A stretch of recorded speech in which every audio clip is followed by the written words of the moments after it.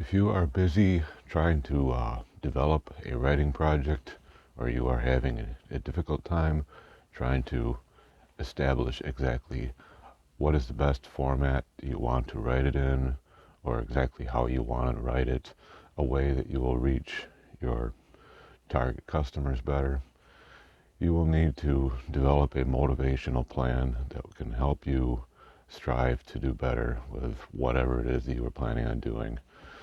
And I've found that a couple of the best ways that can help you drive your motivation to better limits, to better achieve your tasks, is to, first of all, set goals. You will need to write down specifically what it is that you want to cover writing for that day, maybe about how much of a word count that you want to do, and write that down. And then another thing that's a good thing to do is start early in the morning.